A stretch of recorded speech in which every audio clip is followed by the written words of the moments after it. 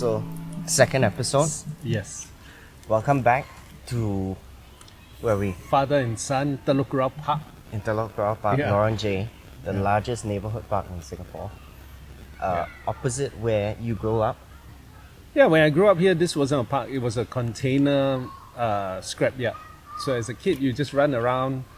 It's like stuff in here, setting things on fire, wild dogs. It was a great time. I think one of my first birthday parties was here Yes, when I yes, was like still in kindergarten. yes. 5 or 6, I think you were here. And like, of course, One Kind House, where we shot the first episode, Right. It's just where across. my grandmother, your mother, does fantastic home dining, farm to table experience. It's right Yes, across from it's right Telok across Kurau from here. So this place has, I mean, there's a lot of meaning, and one of the things why we did the house was so that when you grow up, you're grounded somewhere, Yeah. right? You can live anywhere you in the future in the world, and wherever you go, at least there's an anchor point that you can draw back to. But less so a physical place, more like a set of values that are represented by a physical place, right? Yeah. I mean, the place is the place. It will come and go. It will change, but the memories that you hold on would anchor you. And there's that sense of self, which is a great segue into what we will try to talk about today. Which is Education. education, my favorite pet peeve. Yeah. So let's set the stage, right? Okay. How qualified are both of us to talk about education? From a pedagogy point of view and all that, nah. Not very qualified. In fact, I think we're equally qualified. Yes, because we've actually there's the theory and there's the practical, Yeah. and I think we're not qualified in the theory form, Yeah. but I think we're quite qualified in the practical way because we've been doing a lot of experimentation and unusual choices. Yeah, well, I mean, we learn a lot about education, I guess, outside of education. Along the way. Yeah, which I think is the same for most people. You learn more about it when you're an adult, less so when you're in it. Yeah. But I think also we learn because it's triggered by the current education, what you had to go through, for example, right? Yeah, and tying back to that, there's a whole. I think that's one aspect we can talk about, the sense of self in education, which I guess comes. Well, we have to talk about what the purpose of education is. So, what is the purpose of education? Well, Take away like society and look, in culture its and all that. I know purest you form, can't. I know yeah. you can't, right? Because it's so ingrained into. But in the purest form, it's about lifelong learning, right? Yeah. Right. It equips you. It's supposed to equip you for life. I think it's evolved into equipping you for a job, right? And education then becomes learning a set of tools, knowledge to enable you to get the kind of employment, to get the salary, and therefore the lifestyle that you're aiming for. That's what it's evolved into.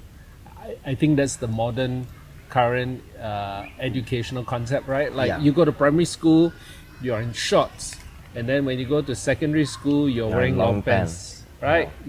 Primary school, you're on the ground floors, you're like the factory worker, and then when you go to secondary school, you're in upper management, so you're on the upper floors and you wear long pants. That's kind of how it works, and schools are like that, almost like military barrack. Well, it's a lot of streaming, and I guess we talk about. I mean, we both are products of the Singapore system, right? Correct. My Finland thing, for context, was only in the last 2 years after I finished my O levels. So my whole this for context, right? My whole 10 years was in 6 years in and then 4 years Or subsequently. yourself, secondary school. But what you went through there were some differences, but the structure and all honestly was still the same.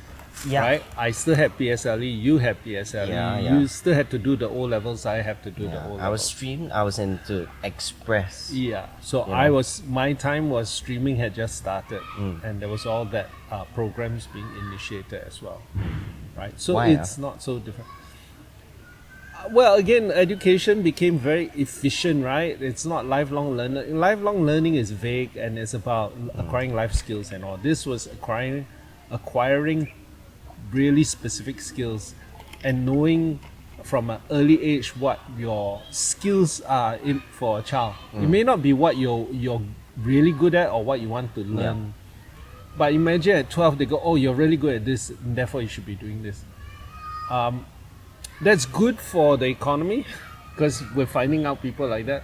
May not be good for the individual because may not be what you want to do, because at 12 you're too young to know what you want to do. Yeah, but that's the industrial age way of looking at education, right? Correct. Which is what you learn is defined by the job that you want to get into. Doctor, lawyer, engineer, Yeah. you know, anything creative is you go to the arts. And then the arts is like, It's a nice to have, but you're not going to make money in Yeah. that sense, right?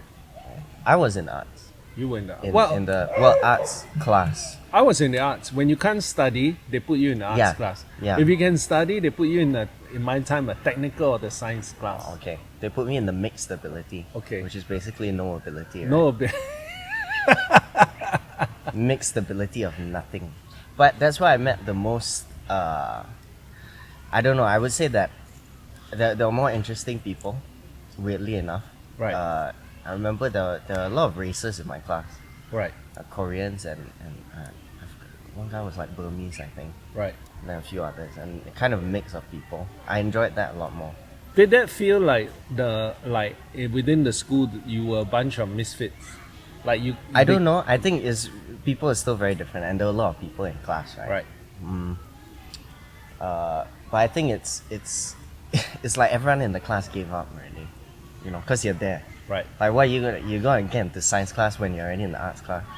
You can try when you're in the arts class, or you can just be, Maybe that's the part of the problem with streaming, because it assumes that all human beings, or the majority of us, mature at a specific age. Yeah. The capabilities are the same, and sometimes or at the same rate. Yeah. And we're not, right? We're all very different. You're born in December, you mature differently, and you're already, if you went to that same year, you're a year behind those born in January. Yeah. So to judge everyone on that system seems patently unfair, right? And Yeah. then if you know, like, oh, you didn't make it, you're stuffed into this kind of class, it kind of demoralizes you and maybe even stops you from trying in that way. Yeah, I mean, so that was maybe my experience. I think primary school that was more okay. Maybe I was too young, Yeah. right? And then when I got to secondary school, then I struggled a bit more with, well, you know, I follow in your footsteps. Didn't do well. Yeah, I cleared the path for you. We both didn't do well in school. But I think No, so but I think what One Kind House did, and what you talk about, the sense of self and everything, is that when you're a kid, you don't have it. You're still developing it. yeah. You don't really have that sense of self yet. And then what I think is that when I was going to school, we were doing, of course, all this other stuff outside.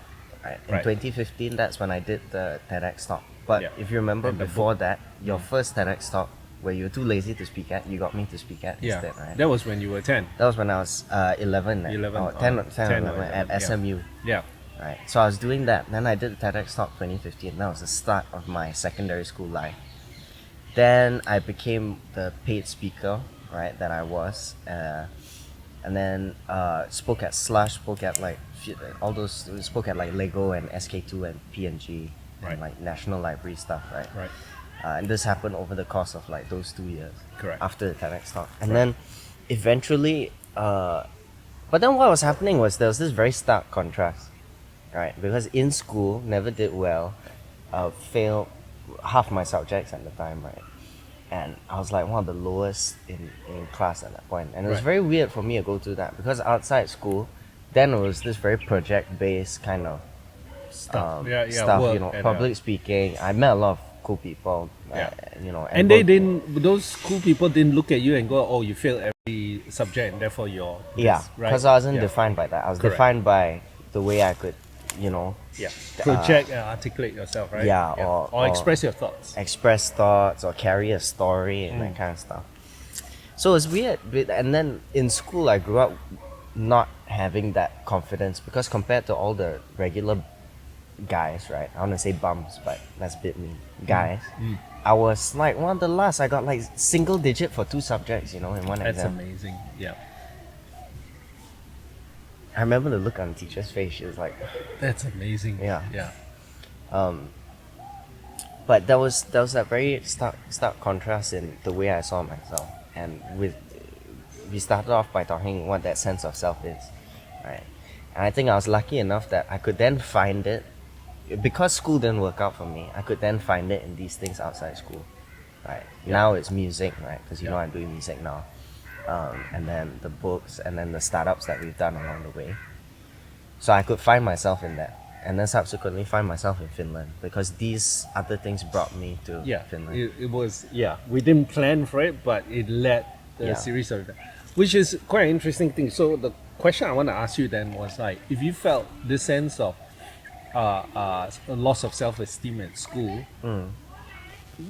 now looking back, if you didn't do all these projects outside of school, would that be worse for you? Well, would you have felt worse? I would have felt worse. I don't know if it would have been worse, because life is just life. Right.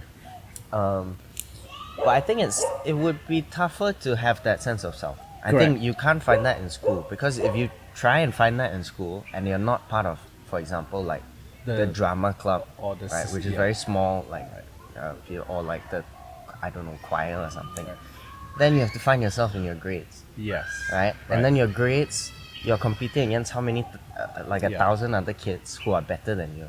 But then yourself is defined by your grades, Yeah. correct? So then you are that piece of paper. So when you go to your employee You are the piece of in paper. the future, you say, this is me. When actually you have this whole other set of skills that goes like unexplored, right? So the funny thing that mirrors our journey was when I was in Tanjong Katong Technical Secondary School. I also didn't do well in school. I ponteng a lot of classes, right? But that's because I joined the school band. So I spent all my time in the school band. So I found myself in the school band, like a mix of people. They were interesting. There was a camaraderie, and you learn a lot growing up. Life skills there. There was a lot of discipline. We had to do a lot of marching and stuff like that. But there was a lot of stuff on the side, and we, so maybe similarly we didn't define ourselves by that piece of paper or what happened in the classroom. And I think the difference maybe between you and me was that maybe I certainly wasn't as self-aware as you were at your age. So I was a bit dumber in that sense, or less cognizant of that. So I would say, you didn't really mature until your 40s. Exactly. Yeah. So it didn't really affect me. Maybe I was also too dumb and too thick-skinned where people, you're this, I can't bother. But then again, it's the 70s, 80s. It's the 80s. It's the 80s. It's like, yeah. That's not the time for awareness. Well, I mean, the 80s the pressure was greater because if you didn't have a degree, you really didn't have a future or a career that's how as they were defined. You mean you couldn't be a newspaper influencer? No, there's no influencer then. The Straits Times, I want to be shoot a video. No, last time, no, not so easy. And you needed a degree. You needed a degree, and back then in the 80s, there were fewer local universities. I think there were only 2. Right now, there's a proliferation of universities that somehow or rather you can get into some university to do something. Yeah. Right? Or poly or something. Or even to do ITE, something. ITE stuff. Right. Oh. So then you get in to do the job. So you go from phase to phase where the piece of paper defines you, then the job defines you. Right? And if you allow society to affect you, then it's the car and the clothes and what you stay in that defines you. Right? But if you found yourself, then you're less affected by all these external circumstances and you're more interested intrinsically on how you define yourself. Right? I think one thing about the parenting that I don't think we deliberately set up, but we eventually arrived there was, remember I've always said we want to put you on a path to finding yourself. Because you're never truly going to find yourself. Yeah. It's this long journey. You'll always discover yourself. But at the earlier you can find more about yourself, the better. And I think subconsciously, a lot of these projects that we did were outside of it was to prepare you for the future, but also to put you on a path to finding yourself. Like, could you stand in front of 2,000 people and give a speech? Right? Without a script. Without a script. Well, you can't have a script, but yeah. But I thought you were saying hypothetically if I could. I think I could. You can, Yeah. Like I'll right just now, talk if you were about- to ask you to do it, you'd be able to do it with not. Yeah. Right? I could talk and I could make it interesting. Yeah, That's- and that's a skill, and those things you can't grade, right? There was no course in school like, oh, okay, oral exam, Original thought, yeah. Make it interesting, stream of consciousness, go. Yeah. You can't, right? But and there isn't something like that. But I think when you realize and you find yourself when you do go into the working world and all, you realize that the piece of paper gets you in. But it's the rest, like the life skills that get you promoted. Yeah. People say D students, D students. yeah, those that score Ds, right? A students work for D students. Okay, I see. as a result of that. I mean, But- you do see that some people in senior roles are never the ones that studied the hardest. Quite rarely. Well, if you're dealing with people, Of course, depends on industry and all that stuff. correct. I think dealing with people and understanding people, a large part of it is it's not a set of questionnaires, and of course that's helpful. But you don't judge everyone by a set of questionnaires. Just like when you're dating people, it's not like a set of questionnaires. Go tick tick tick tick tick tick tick. You're the one, right? Yeah, that's the worst. There's a lot of intuition that comes along with it, and intuition comes along only when you keep trusting your gut instinct and practicing your gut instinct, right? So, do you think there's a correlation or not? Just now, when you talked about people defined by themselves because they don't know themselves, so they define themselves by their grades or their standing in school. Is that the same? Then, when they graduate, right? They don't define themselves by who they are. They define by then the car or the property, or maybe Yeah. even the job, right? And for a lot of guys who like have their midlife crisis is when they finally discover their self and they go like, what the hell, this is who I am. But you've already traveled 30, 40 years down this path, and to give that heart up is also hard, right? But you go like, oh my god, you realize that at the end you've seen those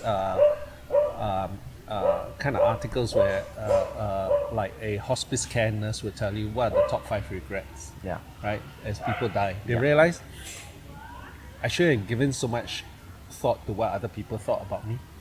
No one gives a shit, right? I should have just gone ahead and lived my life. What's the worst to happen?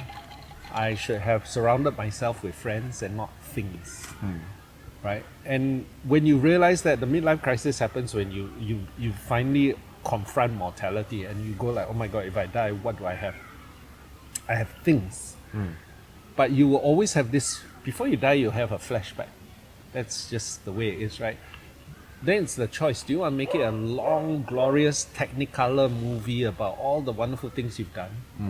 Right? Or just like short little snippets only because you're just devoid of friends and relationships. You just have stuff.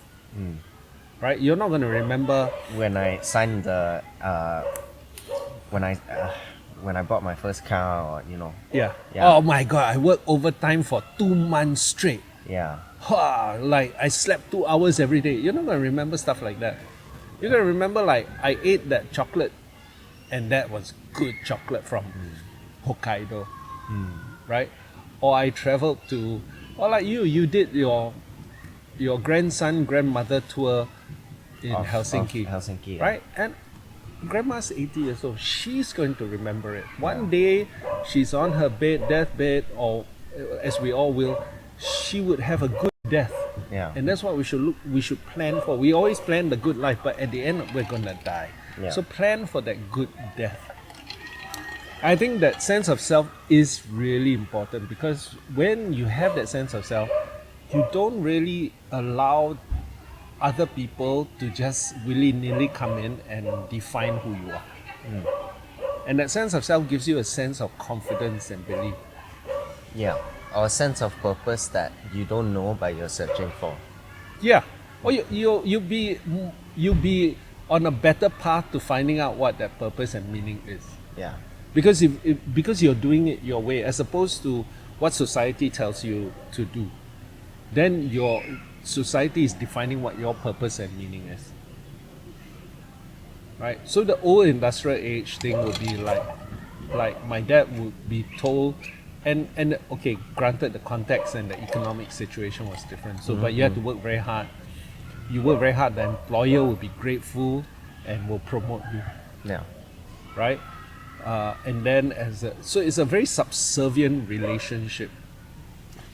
Right? And I think when you have that sense of self, you can decide and go, okay, for this period of time, I do need to have some money. So I will go into this subservient relationship with my eyes open because I know I'm just going to do it for X number of years or whatever time as a springboard to be doing this other thing. Yeah, and you know why, and you have why. some sense of perspective on yourself Yeah, to like be able to step out and then step back in. yeah. And I think one other thing about education is we've always had this. So about 10 minutes left. Oh, okay. So all parents want to prepare their children for the future. Yeah, which is back to our last episode, the source of intergenerational trauma, as we put it. As that. If you put aside that intergenerational trauma, if we just look at it objectively, most parents don't realize that the future has changed. So the future is. So the question we always ask is the future going to be an industrial one age? Yes or no? If it's yes, we're still in the industrial age, then the system works. But if you think it's not, and it's the age of AI, or you think we're transitioning to the age of AI, then the question has to be, can we use our current systems to get you there? And the answer would be no. The second question is, this thing is moving so quickly. You look at AI, we've been playing around with AI, right? Every 6 months, it's like exponentially shifted. Again, yeah. Right? The interesting thing about AI I heard today was like AI allows humans to scale for the first time, which means now creativity can be scaled. You want to create an app, it can be scaled. That means it's democratized it down. Well, yeah, technology. I mean, with my experience with Kickstarter, right? When we first did it, I wouldn't say I did it on my own in 2016, but like 2020, right? Yeah. That was more independent. That Kickstarter project that platform is literally, prototype to ideation to then fundraise and then sell. Correct. Right? Produce and then sell. Right. And it's just gonna be that, but with more and more stuff for people around the world. Because ChatGPT, if you think about it, is text-based AI that generates prompts and blah blah blah. Right. But that democratizes writing, democratizes what's the word? Simplification of information. It democratizes the understanding maybe because you can just say, give ChatGPT prompts and make it easier for you to understand. It becomes more accessible. It's for me. I think it's that with that technology currently, it makes good enough at speed. It's not perfect. It's not going to be mind-blowingly different, but it's good enough. Yeah. And it will get better over time. Yeah. So some of the things that they're doing now will be autonomous GPT will be interesting, which is AI is like you teach it something, it learns. That's machine learning. Then AI can scour and add on to that. Autonomous AI would be you give it a task, it will figure out how to do it for you. Right? So then the value lies in you being able to come up with new ideas. Yeah. Because that is the one thing they can't really do at the moment. Yeah. Or the ability to spot what is a good idea. They can't do. And AI can't replace. It's not good enough to replace original writing and like really really good writing for the times in stuff that honestly when you look at it doesn't make sense. Like really good poetry when you describe a feeling or emotion rather than a thing. Not yet. Yeah, AI is not so good at that yet. Because AI has not whispered into the ear of, like I did when your grandfather passed on. I whispered into his ear, and knowing that the sound, the sense of hearing is the last to go, and knowing that the last words you say to him, like, "Dad, I love you," is the thing he will take with him before he goes. And AI can't understand that. Yeah. Right, so it can't recreate that. Now that I've talked about it, written about it, can say it, but it doesn't understand. Yeah. And anyways, the point I was getting to was, AI replaces jobs, but it replaces people, but it doesn't replace the people that can use AI. For the time being, Yeah, yes, that's the advantage. I would agree. I think With the people in your industry and everything. Well, because yeah, people they'll become more and more redundant. if you look at advertising, a lot of advertising is good enough. Yeah. It's not great. It's not perfect. It's not mind world bending kind of creative ideas. Definitely not. Yeah, but Have But you seen some of the stuff? I understand it, but Definitely not. most clients don't want that. They're Yeah. too afraid for that anyway. But the agency says I will do it, but the clients don't. So there's a mismatch of needs. And on top of that, the customer themselves, everyone, the way we consume social media on You get 5 seconds. the way we do it is now different, and we Yeah. consume it is different already. So you can't do the same thing over and over again, hoping, definition of insanity, right? Yep. And get the same result. So you've got to go, I embrace AI, it will be good enough, but it will be at speed. Yeah. And people just need good enough and at speed. At speed, yeah. Currently, that's what it is at the moment. Until we reach a level where good enough becomes the lowest base, then we'll move up. Then everything has to be exponential. But then, like AI, everything will change. So. Yeah. So with everything, you just have to get on. Back to the parents. If the parents think AI is the future, then you have to prepare them differently. And I think we were fortunate that in you doing all that talks and all, you were developing core skills outside of the curriculum that our education system has. Right? It's about creativity, resilience, curiosity, personality, stuff like that. Those are life skills, right? Which schools don't really haven't figured out how to develop that. I mean, you can go to a debate society, so you can debate very well. You can Or learn all it's that. like the top brass of students that get that kind of exposure. Yeah. Even, but the average Joe, or the worse than average Joe, doesn't get it in school. But the amazing thing now is with this AI, if you go to Khan Academy, if you were 10 years old again and knowing what I know now, we would have easily taken a different route, because the tools are now so much more easier and the access is so much more easier, Yeah. right? At 10, we could have gone to you and say, what are you really interested in? And you were interested in dinosaurs. We go, okay, let's go all in on dinosaurs, right?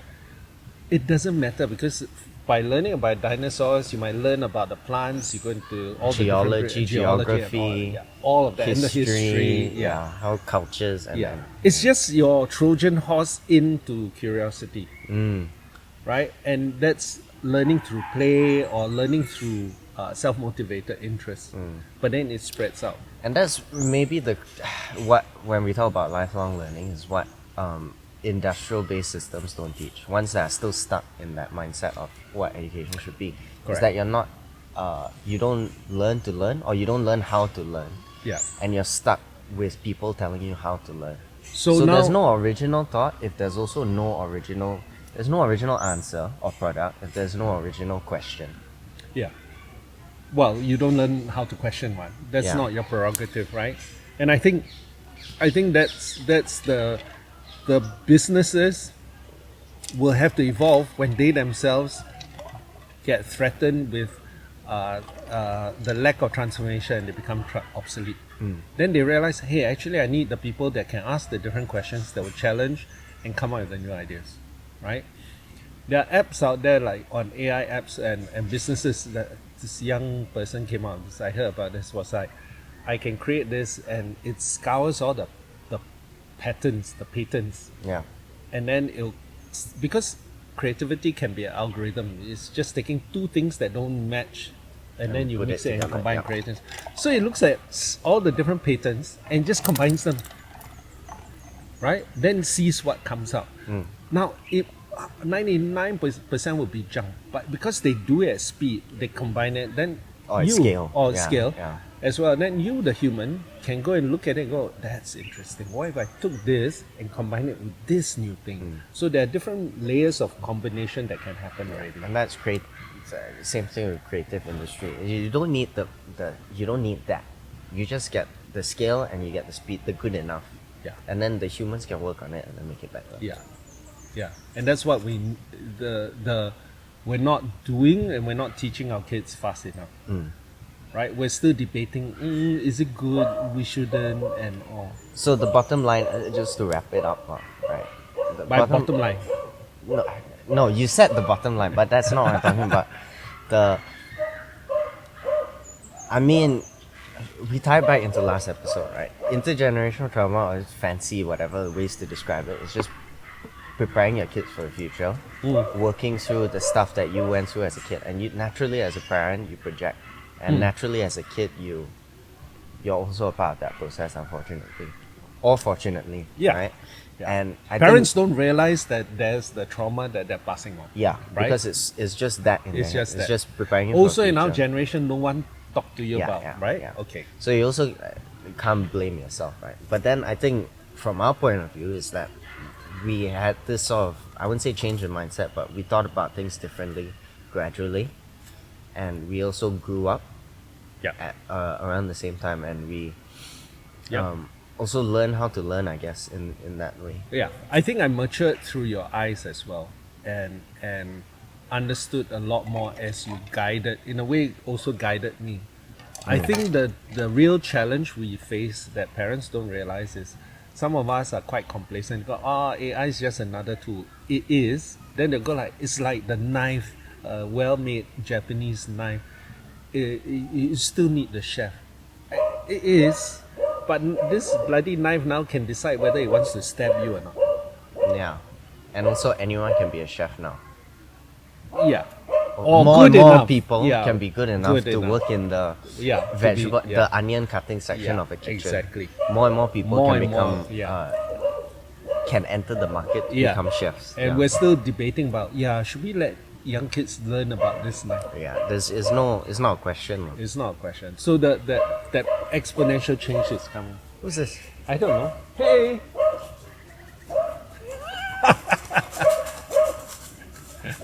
Oh, great. Oh, nice. Lucky. Nice. Lucky At least he didn't pee here. Yeah, he didn't pee over here. Okay.